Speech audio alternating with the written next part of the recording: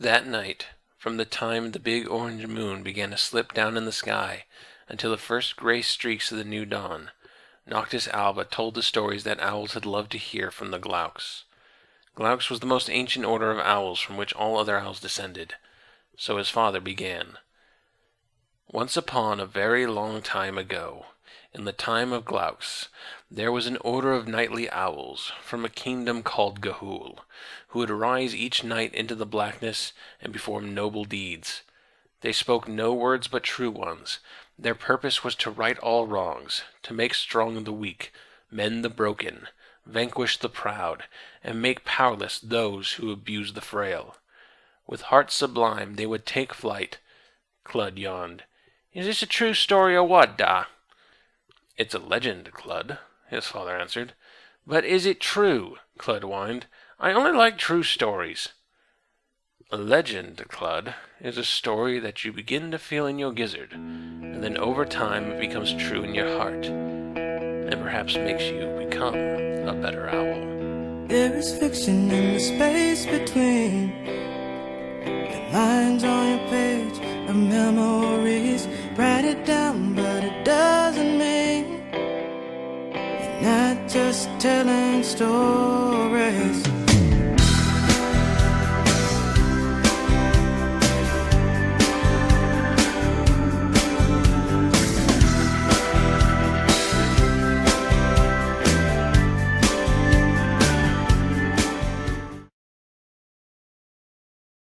As we've discussed in previous videos, literature aimed at preteens and teenagers, what has been collectively called young adult, comes in two stages, pre-Harry Potter and post-Harry Potter. And of course that is a horrible oversimplification that takes all the nuance out of history and makes the egregious error of comparing trends in literature with trends in film. I use it primarily as a starting point in what has been a very slow attempt to map out these trends and give us an idea where young adult literature has been, what it is now, and where it might go in the future. It's also a good starting point for sussing out the possible motives and processes of various authors and publishers, how they respond to the storm that was Harry Potter. In some cases, like Margaret May and her Madigan's Fantasia, these might result in authors forcing themselves into territory they are not comfortable with, and the result is something inadequate. In other cases, authors can make works that directly comment on the Harry Potter phenomenon, like Brandon Sanderson's attempts at satire with the Alcatraz series. And then sometimes, the author might instead stick to the older models with a heightened sense of determination, constructing their work out of opposition. That's where today's subject comes in, and Catherine Lasky's Guardians of Ga'Hoole might as well be considered the anti-Harry Potter.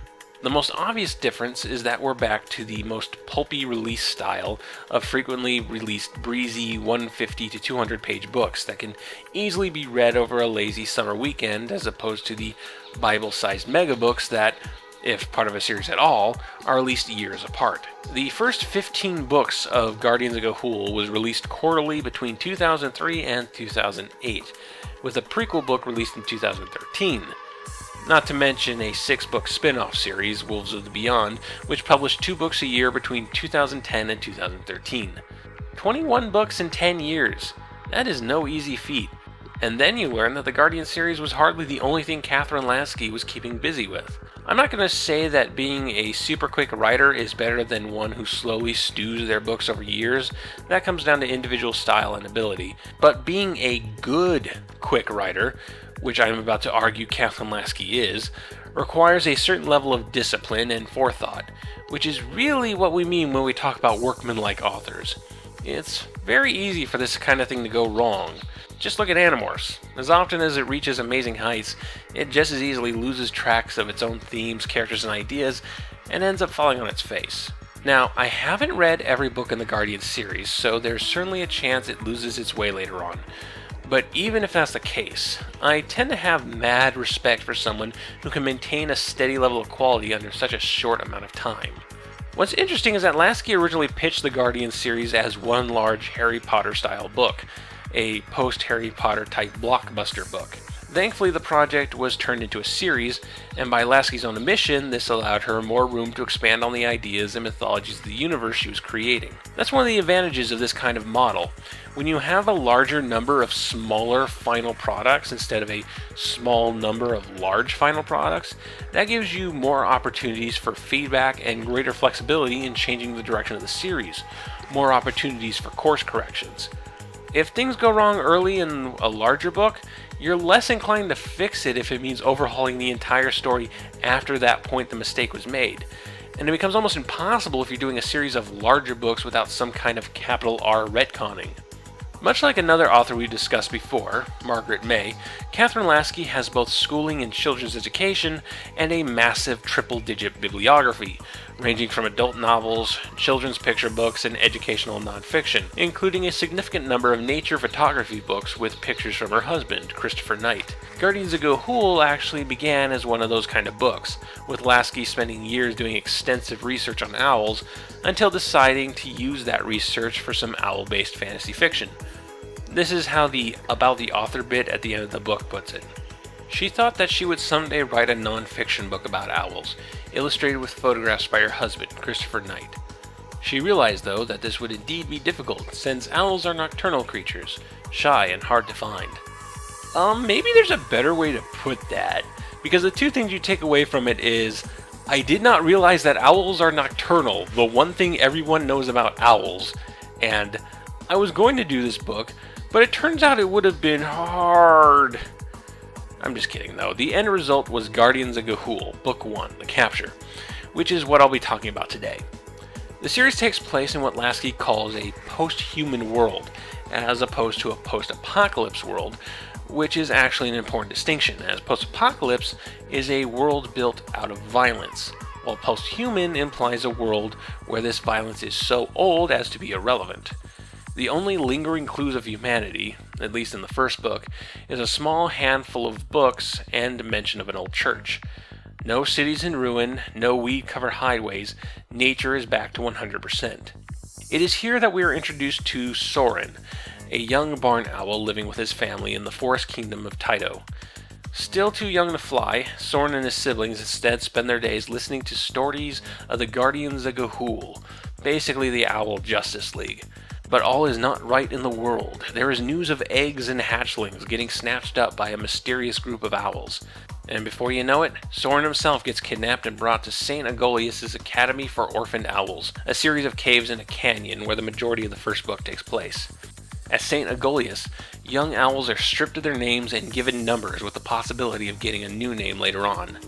The young owls are then forced through a process of moon blinking, where owls who are exposed to the light of the full moon are made suggestible. One of the few ideas about owl biology the book raises that it's completely fictional. The young owls are banned from asking questions under the threat of having all their feathers plucked, and are kept at borderline starvation by only being fed crickets.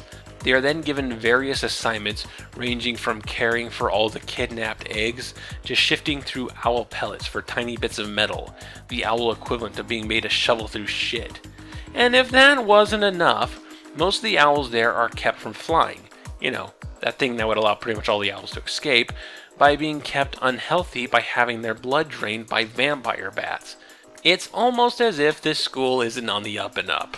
Soren quickly makes friends with a tiny elf owl named Gylfi, and they wind up putting their heads together to find ways to avoid St. Agolius' influence, from finding blind spots in security, figuring out how to play the psychology of the quote-unquote school teachers here, and discovering that the best way to avoid getting moonblinked is to discuss the legendary heroics of the Guardians of Ga'Hoole. Eventually this results in gaining new allies, learning to fly, and making a daring escape.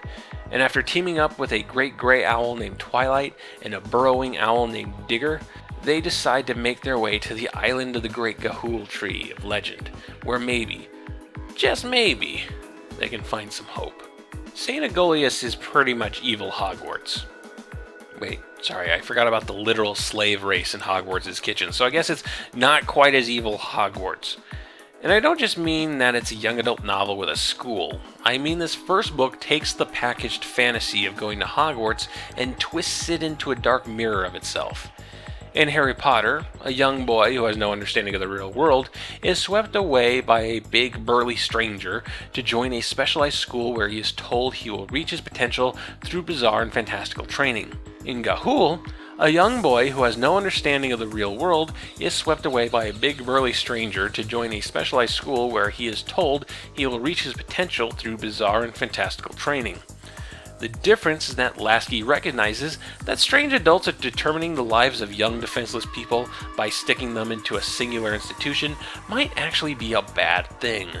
And it continues with the supposed students being sorted, only instead of being sorted into houses that sound like Pokemon based on your genetic predisposition to being good or evil, you are sorted by number and what menial task you can complete. You know, like real school. There's also the stamping out of individuality and harsh punishments for questioning authority, again, like real school. Harry Potter responds to institutional education by covering it with pixie dust and throwing in unicorns and having classes being about levitation and shit. Guardians of Ga'Hoole responds by outright rejecting institutional education and putting it in opposition to free thinking. You can probably guess which of these two ideas I prefer. Like Kay Applegate and Margaret May, there is an anti-authoritarian streak in Catherine Lasky's fiction, as well as a rejection of exceptional individuals. Soren is not the chosen one. There is no prophecy surrounding him. There is not a singular individual who is opposed to Soren and represents great evil. In interviews, Lasky has mentioned how little she cares for superheroes, a category that Harry Potter could arguably fit into. But what I think she truly rejects here is the great man theory. The idea that history is shaped by individual heroes with exceptional skills and intelligence and leadership. Lasky has a professional approach to history, as her go-to genre is not actually fantasy owl fiction, but historical fiction, such as the Royal Diaries, looking at royalty from throughout history and around the world, and Dear America, a series of diaries about the quote-unquote small people during the growth of the United States.